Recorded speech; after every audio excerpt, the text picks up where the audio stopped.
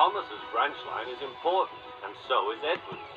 But their track and bridges are not so strong as those on the main line.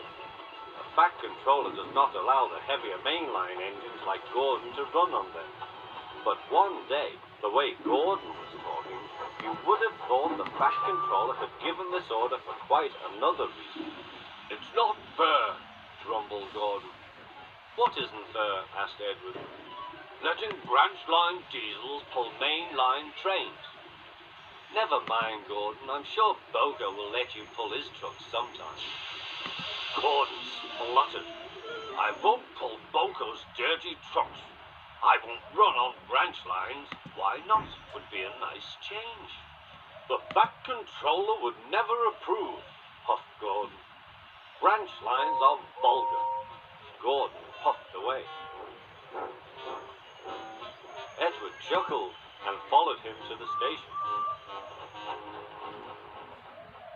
Every evening, the two engines pull two fast trains from the station. Gordon always leaves first with an express for the main line.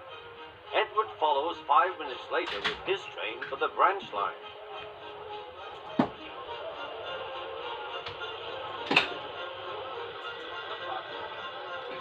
Usually everything runs like clockwork, but tonight there was trouble.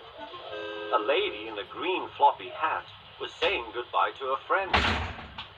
It was nearly time for Gordon to start. The fireman looked back towards the guard's van and saw something green waving.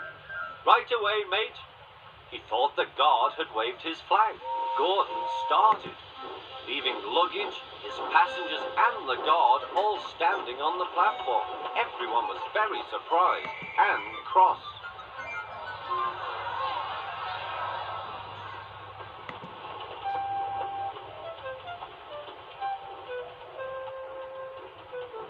To make matters worse, by the time Gordon had been stopped and brought back, Edward was already late with his train. So now he set off first. But the signalman at the junction wasn't told about the change. By mistake, he sent Edward along the main line.